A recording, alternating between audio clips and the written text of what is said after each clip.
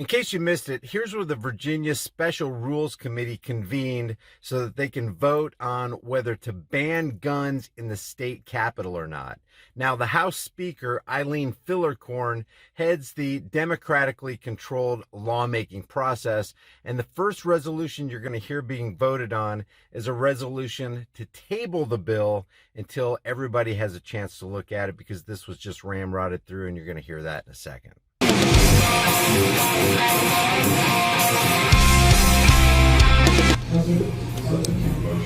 seems like the most time we spent on this was the time we spent trying to figure out how to elect you as chair. I would make a substitute motion to table this until the next meeting so that we can have a chance to evaluate this policy. Second.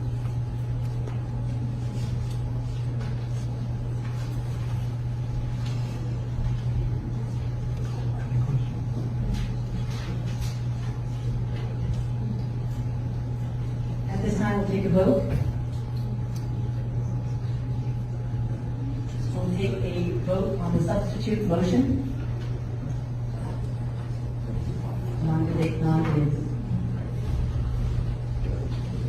All those in favor to pass by the table will report aye. Aye. Clerk shall call the roll.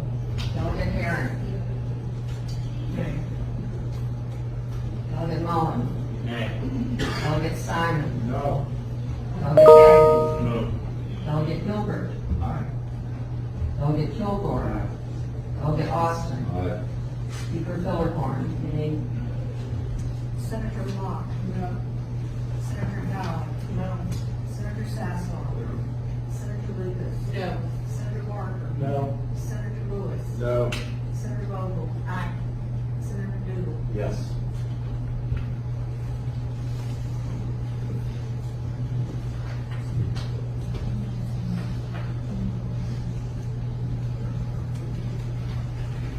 Motion fails. 11-5. Madam Chair, Delegate Gilbert. speaking to the motion before us. Yes, Dr. Gilbert. Thank you, Madam Chair. Madam Chair, ladies and gentlemen, I found out, I don't know about my colleagues, found out that I was on this committee this morning, heard rumblings that we were going to meet today, and finally got word that we were meeting today. Did not know the purpose of the meeting, other than rumors that we had heard about Capitol Square observations people were making.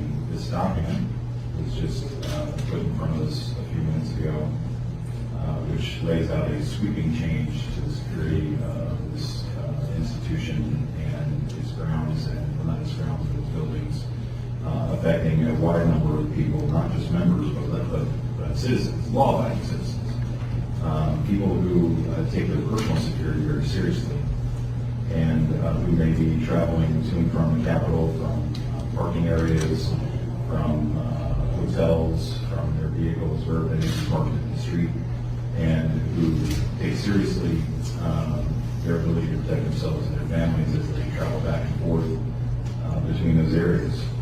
I'm looking at a gentleman who used to chair this committee, who's had a gun pointed in his face on the street of Richmond and been robbed at gunpoint. That happened to Speaker Cox some years ago, as he was walking back and forth between here and wherever he was headed. I'm certain he takes seriously the right of individuals to protect themselves as they move back and forth.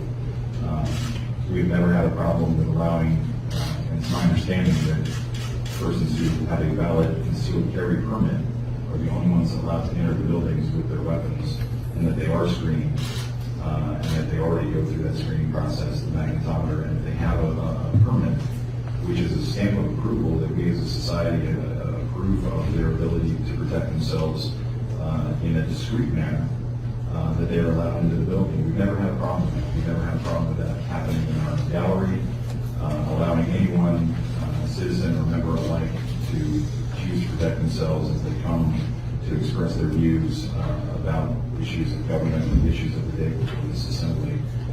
So I think that doing this so quickly is at the very least reckless And perhaps if we put it in the context of other things that appear to be happening very quickly without deliberation or reflection, quite nefarious. And if we're going to do something like this, it shouldn't happen on the fly with no notice, with little evaluation other than sitting here in our seats. And so the fact that we are going to cram this down everyone's throat with no debate, no deliberation, seems like an unfortunate start to the assembly session. And I would hope the members would resist doing this in this manner at the very least. Now, that was House Minority Leader Todd Gilbert. And while he said a lot of good things, he didn't say the necessary thing. He could have and should have said, look, what all you Democratic bozos are trying to do by majority vote is violate your oath to the Second Amendment. Shall not be infringed means shall not be infringed wherever you are in America, including in this Capitol building. Delegate Mullen? Thank you, Madam Speaker. Madam Speaker, I will respond to the gentleman back. First, there is nothing devious, nefarious, or undeliberative about this decision-making. Yeah, there's nothing nefarious about this decision-making. We just want to disarm people, leave them helpless, and just violate our oath to the Second Amendment. That's all. In fact, the debate on this happened on November 5th, and that was very clear of the Commonwealth of Virginia. Nor is this a policy one in which we are going beyond the pale or doing something unusual in scope or in necessity. Such states as Arkansas, Alabama, and Oklahoma have similar rules, as well as our nation's capital. I also note that it is not true there have been no incidents as a result of firearms being brought into Capitol buildings. I believe almost every person on this committee can recall the time when there was a delegate who accidentally discharged their weapon in their office. I would also note that there was a member of these two august bodies who left their firearm out in the public for any person, child, or individual to be able to pick up and do with whatever they wish. So to say that this is without incident, I think is not recognizing even with just the most recent history of both of these houses. Madam Chair. Senator Duggan? We clear how this vote is going to go here now, but I do have to express some real concern about the lack of transparency in this body. Certainly, we did have an election on November 5th. Certainly, we do have different views about the direction. But y'all probably know my wife has had 4 surgeries since September, so time becomes a little precious when you're outside of this body. So to get an email after working hours last night, after I get my little girl to bed, saying you've been appointed to a committee and there should be a meeting tomorrow, and then not to get an agenda and not to get a copy of this policy until we sit down, does not breed confidence with the citizens of Virginia that we're being transparent about our direction. The policy is, if y'all are going to vote for it, jam it down our throat. You certainly have the numbers to do it. This is not the way to do it. This is not the way to be transparent to Virginia. The Senate should be better than that. Okay, at this point, this is what should piss everybody off.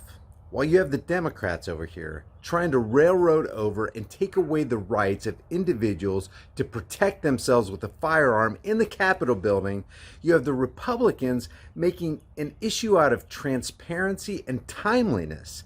That's not the issue. Yeah, sure, give us advance notice about your agenda. Don't just throw it on us until we sit down here and start talking about it in committee. The issue is not that you're not being transparent. It's not that you haven't been timely. The issue is you're trying to trample on and violate the rights of individuals by majority rule edict. That's the issue. Tyranny, a real tyranny is going on, and Republicans are just making issues out of transparency and timeliness. It makes no sense. Senator Herring? I'm sorry, Delegate Herring. And if I can speak to this, and I can thank you. I just have to say sure this is something that's been recommended by our Capitol Police. What House Majority Leader Charnel Herring just said right there is a lie. Capitol Police Colonel Anthony Pike said after the vote that he made no recommendations on whether guns should be banned, only on how to implement the ban the Democrats wanted. And when you have a cop talking about how to implement a Second Amendment violating ban, well, then you got another oath-breaking moron. Besides, even if Capitol Police did recommend a gun ban, it's supposed to be Herring's job to take such an anti-freedom recommendation and throw it in the trash. And I think there are times when we sort of have to trust what our law enforcement officers are telling us, and concern for our safety and the safety of individuals that are coming into this building. I would like for us to consider this as not a political move or action. It's an issue of public safety for everyone. There's only one problem with that, Miss Herring. Issues of public safety never trump individual rights. Us and anyone who comes in here, we have teachers in this building, parents who send their children here, and given the examples of people working firearms out, for anyone who could access it, I don't think any of us want to see a child get shot, or anybody for that matter. This is a recommendation from our Capitol Police who we trust every day, and who has kept us safe, and I trust their judgment. Thank you. Madam Chair. Delegate Gilbert. Madam Chair, I would delegate Herring you for a question. Delegate Gilbert, happy. Thank you, Madam Chair. I would ask the delegate if the members of the respective bodies would have to ratify this policy with their own votes before it would become effective, or if it becomes effective upon the votes merely of this Joint Rules Committee. My understanding is that it becomes effective upon our vote here of this committee. That's correct. Thank you, Madam Chair. Okay, there's a motion to adopt the policy has been made and seconded. Madam Chair, so speaking motion. Yes, Delegate. Madam Chair, I came originally to try to improve and better quality of lives of all the citizens of the Commonwealth, as I think all of us do. And I think in doing so, we have to consider our own safety. And I have been approached one night, late, walking up the street and doing my duties and responsibilities as a member of this body, and threatened and encouraged and called names for whole city block. And after that point in time, I did get some personal protection. And I've been here for 3 days, and I'm not on any personal protection, but I don't feel that I need it now. But I do think there are often times that we sit in committee and do things that impact people's lives in a serious way or fashion. And I think in today's society and time, we have to be conscientious of that fact. And there are times that I feel that we do need personal protection or safety. I walk 3 blocks every evening and morning coming down to do my duties and responsibilities. I feel this is a breach. I think this is an overreach. All of us are certainly responsible adult citizens, and it's the last thing I ever want to do is bring harm to anyone. But I certainly don't want to put myself in a position if someone can do harm to me and I can't provide my own personal protection. I think this is a far overreach. If we're concerned with a particular day or a particular action, let's address that. But I don't see the need to do this. We have a retired law enforcement officer in our body, and certainly I feel comfortable with him being on our floor to the fact that if we were threatened or something happened as it did in Virginia Beach, there's some responsible people that can respond in a quick time or fashion. So, I regret the fact that we're dealing with this today. I think we're responsible people. And I don't see the need for this policy. Thank you. Thank you, Delegate. Again, this is being recommended by Colonel Mike and the professionals, and that's how we're moving in this direction. Our goal has got to be to keep everybody safe, and that's exactly why we're doing what we're doing. Delegate? Yes, Delegate Herring, I call the duty question. All those in favor, there's a motion actually to adopt the policies. The meeting is to be a recorded vote. The clerk call the roll.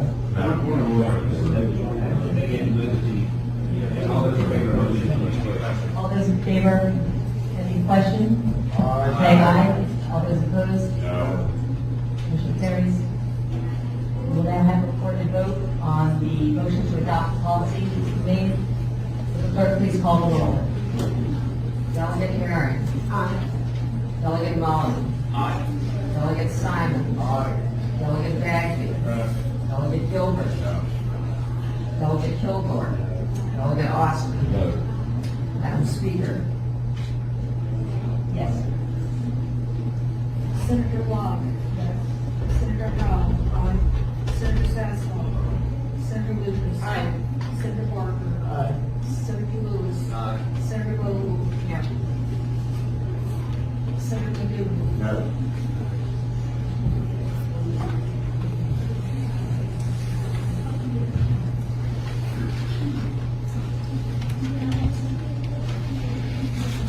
Ayes 11, nays 5. Motion passes. The Democrats there in Virginia are the quintessential example of doing the same thing over and over, expecting a different result. Since 1950, 98% of all mass shootings have taken place in what?